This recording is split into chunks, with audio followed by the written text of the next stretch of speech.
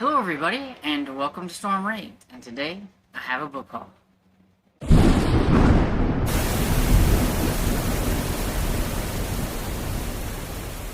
So hey everybody, so I'm finally getting to the book haul that I've been saying that I've been going to do for a while. Most of these books came from whenever we went to Joplin for my dad's doctor's appointment. When we go up there, I always try to go by the used bookstore because they have what I call a book buffet on the outside where you give a donation and then you can just go hog wild and grab whatever you want. I would like to grab everything, but I try to contain myself a little bit and everything. Also, when I go there, I do try to buy at least one book inside the used bookstore and everything, instead of just going for what I call kind of like the freebies, because I usually donate a couple of dollars and then I get way more than a couple dollars worth of books and everything. So that book is Earl Stanley Gardner's The Case of the Perjured Parrot. And so this is one of the Perry Mason books that I didn't have. So got this. I really like this cover. It is so cool. And everything. That parrot. And so this one was pocketbook number 378. They numbered their pocketbooks, which I think is kind of cool. This is the pocketbook edition, first printing in 1947, but this book actually came out in 1939. So, I mean, it's still a fairly old book. And it looks really nice for as old as it is. Okay, so what I'm going to do first is I have 4 books that I bought for $2 at the Wildcat Antiques and Thrift Store. It's the new place that opened up in the town that we go to all the time, where Antiquish is usually. I think it's funny because they're competing with Antiquish and they moved in next door across the road and everything. And it's where the one lady that used to work at Antiquish now works at, or whatever. And I was just going through there really quickly, and I came across this stack of 4 books. It was bound together for $2, and I was like, you know what? I'm just going to grab them because I've actually never read this series. It's very taboo, I think, nowadays. It's very like people are like, I can't believe that I used to read that whenever I was a teenager, type of thing. But I don't think I ever read it. I've always heard about it. I know there's like, I think a movie or whatever. Now the main book, what I call the main book because it's the first book, this is a newer copy, so it's not old, but the other ones have a little bit more of an older style cover. We have Flowers in the Attic by V.C. Andrews. And so this one here even says, now the Lifetime movie everyone's talking about. And so that's why I was like, it's a little bit newer. This one is from 2014, but the book is actually from 1979. So the contents are from 1979. The book is from 2014. Then we have Petals on the Wind, which is, I think, a little bit more of the older style cover. And this one, yeah. So, yeah, this one is from 1980, so it is an older style cover. And then we have If There Be Thorns and Gardens of the Shadow. A little bit rough, but I figured for $2 I would go ahead and grab them. And maybe one of these days I will see what it's all about, because I'm kind of curious. Definitely great Garbagus reads and things like that. I'm missing one book because I think the Flowers in the Attic are like, it's like a 5-book series, I believe. So I'm missing one of the books, but I thought that was pretty good for $2. And okay, so now to the books that I got from the book buffet. And so I have Christina Sky, Come the Dawn. And there we go. This lovely step back. This is a Dale historical romance. And it is from 1995. So, and it's not in too bad a condition. You know, it's got the crinkles like old books do. I mean, and the step back looks really, really nice and everything. So, I think that's a good find. Then we have somewhat taboo author these days. We have Savage Longing by Cassie Edwards. And there we go. And is a leisure historical romance. And this one... Oh, somebody read this July of 2005 and said it was very good. I love that. I think that's so cool that like somebody put their rating in here. And this one is from 1997. And then we have Savage Ember by the same author, Cassie Edwards. And there we go. And this one is also a leisure historical romance. Let's see. And this one is from 94. Then I have this book called The Parent Trap. It says, because parenthood was not in their plans. And this is a 3-in-1. We have 3 complete novels from Dallas Schultz, Lisa Jackson, and Casey Michaels. And this is from Silhouette. And so, this is pretty cool. And it's in pretty decent shape.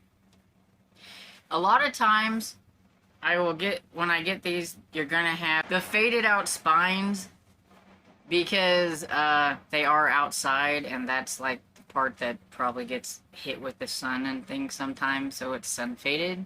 But other than that, it looks really good and definitely readable.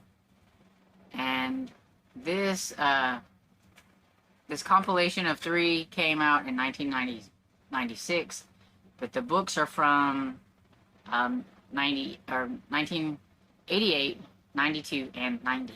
So that's pretty cool.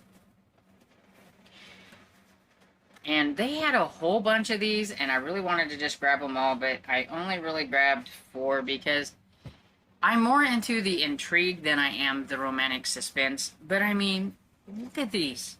They're superb. So we have Soldier for Hire, Kimberly Van Meter. It's a Harlequin romantic suspense. This one is from 2022, but I mean, it looks like it's never even been read. Like, maybe somebody is like me and does not crack the spine. But I mean, it's really nice. We have Witness on the Run by Susan Cliff. Again, nice. It's from 21. We have Soldier's Bodyguard by Lisa Child. Guess I should say who it's from. And this one, oh wow, this one is from 2013, and it's like really nice too.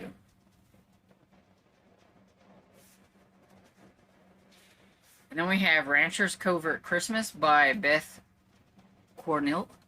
And it's really nice as well. And it's from 2020. So those are 4 of those that I picked up. Then I swear I've like heard of this author, and so I just went ahead and got it because I mean it looked cool. This is first time in paperback. It's The Man in the Yellow Raft by C.S. Forster. It's the author of Hornblower. And so I am not sure if this was a nonfiction account about a World War II, like, the Navy, the U.S. Navy, or if it's a fictionalized account of something. I'm not sure, but I just like the cover, the little raft down there. Then I found 3 books by the same author, and thought they looked pretty interesting. These are from Fawcett Crest. We have the Freedom Trap by Desmond Bagley. So I don't know if anybody knows Desmond Bagley, but there we go. It says diamonds may be hard to steal, but they're easy to hide. Might be hard to steal, but they're easy to hide. And let's see. This one is from 1971. There's the author looking prim and proper there. That's cool. Then we have The Enemy by Desmond Bagley. When secret agent Malcolm Duggard falls in love with Penny Ashton, the daughter of the famous industrialist, he does not know he is about to become catapulted into the deadliest affair of his life. Sounds fun. And this one is from 1977. Yeah, this is Fawcett as well. Yep. And, oh, this is Suspense from St. Martin's Press. We have Night of Error. And it says, First Class Suspense by the modern master of thriller, Desmond Bagley. So it says, I've read all of Bagley's books. I think he's better than I am. Alistair MacLean. And so, yeah, it's cool. Yeah, this one's a little bit messed up on the back, but... And it's got that stupid hole poke in there. But this is from 1984. So that's cool.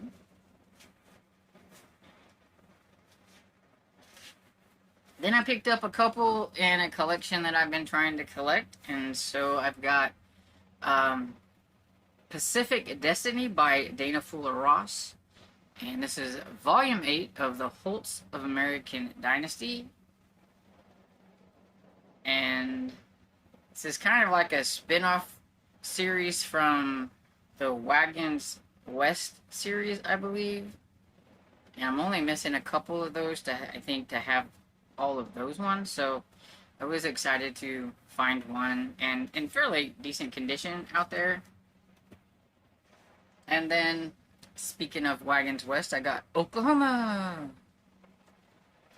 by Dana Fuller Ross. And so it was nice to get another one of those. I'm still looking for the first book in this series, which I think is called Independence. I think. I'd love to start this series to see what it's like, but I gotta get book 1. I just haven't ever found book 1 out while I'm 13. And I have this book in a different edition, but I couldn't help myself because it's so pretty. But it's While Still We Live by Helen McInnes. And, I mean, I just love this cover. The cover I have is a darker cover, but I really like this one. So the artwork is cool. And this is a spy thriller. And I've actually read this one. It wasn't like one of my favorite ones from the author, but it wasn't bad. It's definitely one of her favorite ones.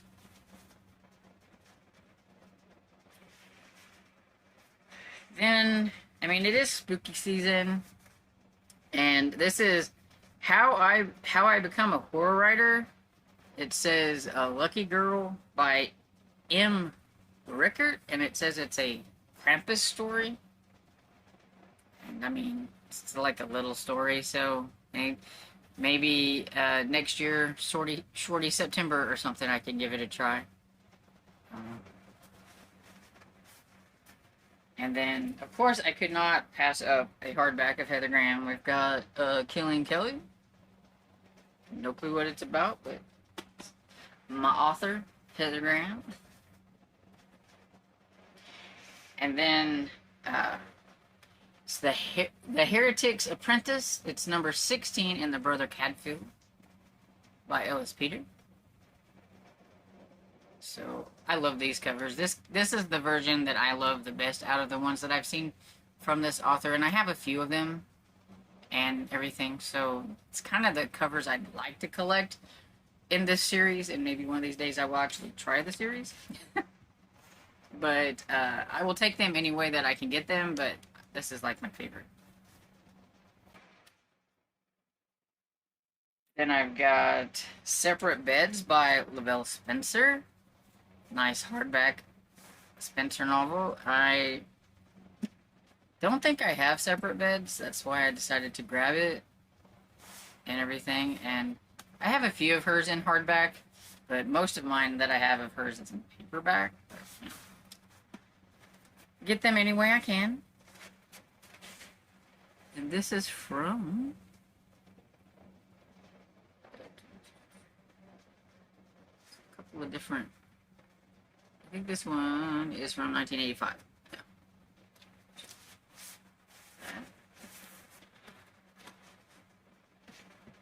And then I have Simply the Best Mysteries. Edgar Award winners and frontrunners, edited by Janet Hutchings, and we've got just a collection of like probably short stories from Ruth Rendell, Patricia Highsmith, Donald E. Westblake, Charlotte Armstrong, Stanley Ellen, Joseph Hansen, and many others. And so I know when it comes to a lot of these older authors, these small stories is probably the only way I'm going to be able to sample some of their work. And so, even though I'm not a huge short story fan, I do collect these for one day when I've decided that I want to give them a try. And then I come across some kind of like young adult type, maybe even some of these are middle grade, I think, a little bit, but we've got a sci-fi book. It's not just a playhouse, it's a portal into terror, and it's Singularity by William Sleater. And I don't know what that is, but it looks kind of spooky. It says it started as a 2-week vacation and turned into a terrifying journey out of time. And Barry and Harry Keisner are identical twins. And so, I don't know. This is a Puffin book. Oh, it's a Puffin book. Okay. And so this one was published in 1985, but this is a...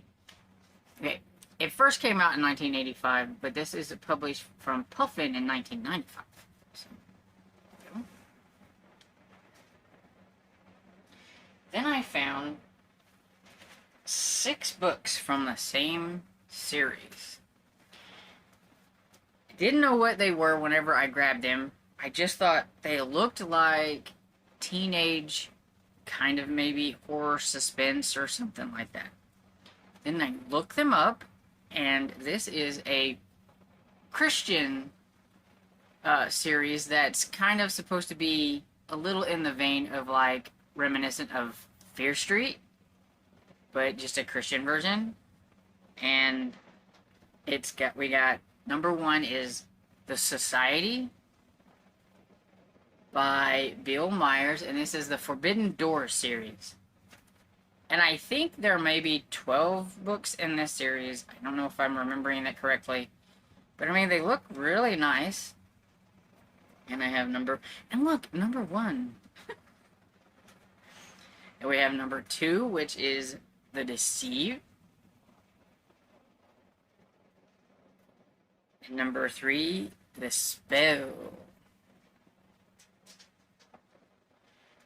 And number 4, The Haunting. Look at these covers, they're so cool. Number 5, The Guardian. And number 6, The Encounter. And so I thought that was a pretty cool find myself and everything. I never see anything like this out on the book buffet. In like where they put like the young adult and middle grade stuff, I never really find that much that I'm interested in, so I thought that was pretty cool. And these are from, this first one's from 1994, so this is a series that came out in the 90s, so that's cool. And then I found, I don't know how many is in this series, but I found the Julie Scott Super Sleuth series, which I also think is Christian fiction, but for teens, maybe middle grade, not exactly sure. But I found book one. So we have Mysterious Monday by Colleen L. Reese.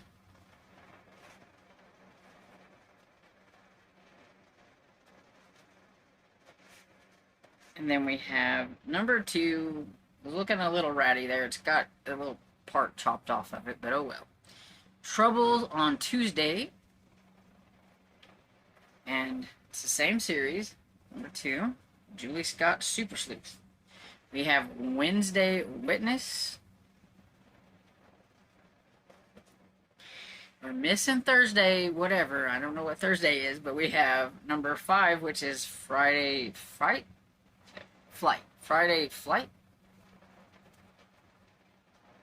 Looks like they all have like the little teddy bear on the back.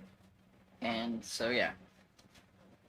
I don't know a whole lot like about this series. I didn't really look into it too much. But I do know that it is a Barber book, and I know that Barber is a Christian publishing company. And I would tell you when it came out, except I don't do Roman numerals, so maybe I'll look it up and put it here. Anyway, I thought that was cool. Don't have number 4, but I have 1, 2, 3, and 5. So. And then, of course, we have an Apple paperback, so I just had to get this because, I mean, look at this giant goldfish. So it's the 2,000-pound Goldfish by Betsy Rayer. And I thought that was a lot of fun, just the cover. I have no clue what it's actually about. And it says it's an ALA notable book. I remember the Apple books from my childhood and everything. So let's see, when is this? 1982. There we go. And then we have The Night the Whole Class Slept Over by Stella Pevsner? I am probably butchering that. But this looks kind of like maybe spooky or a mystery of some sort. My parents were ruining my life. Uh-oh. I always knew my parents were weird. But when they started talking about moving to a log cabin in some frozen wasteland, I really thought they'd lost it.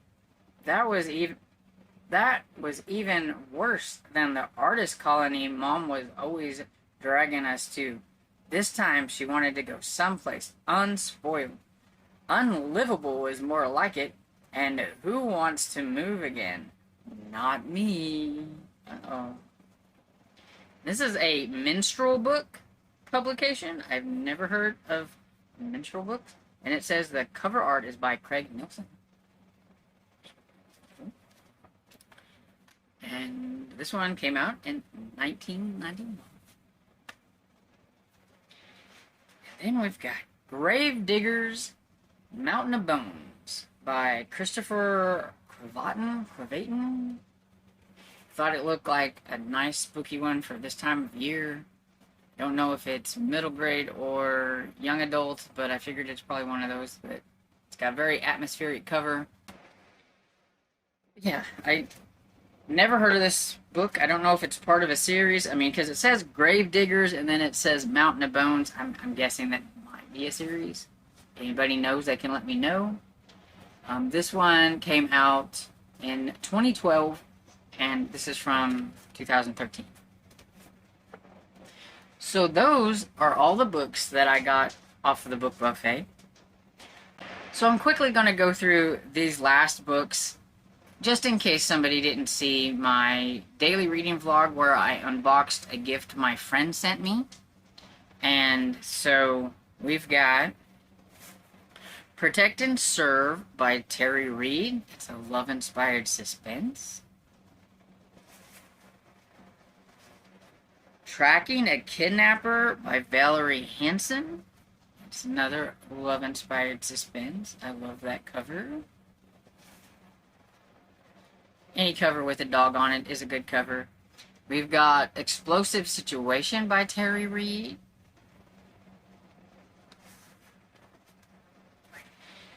Then we have Are You in the House Alone by Richard Peck. This is a Laurel Leaf mystery and a winner of the Edgar Allan Poe Mystery Awards. So it looks like a young adult mystery suspense. Really cool.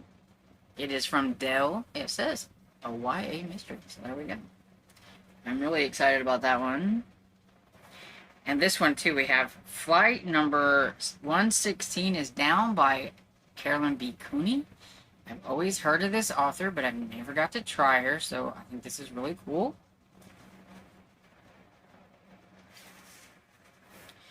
And A Cape Cod Holiday by Joe McNally, which is a little bit more of a newer, January 25 special edition. Definitely, you can see the difference in the new ones and the older ones.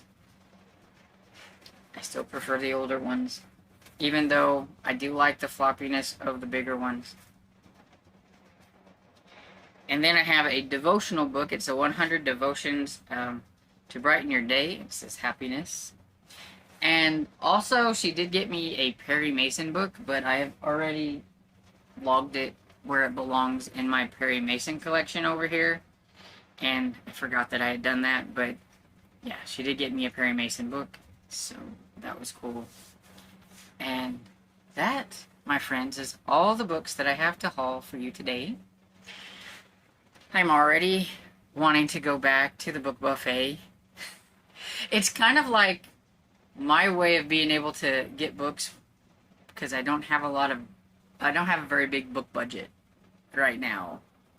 Things are tight, money is very tight, so being able to go to that bookstore and just being able to get all of these books and everything is a lot of fun, and so I'm like really itching to go back, but I think Dad has to go there like every 3 months, I think, so it'll be a little bit, but that's okay.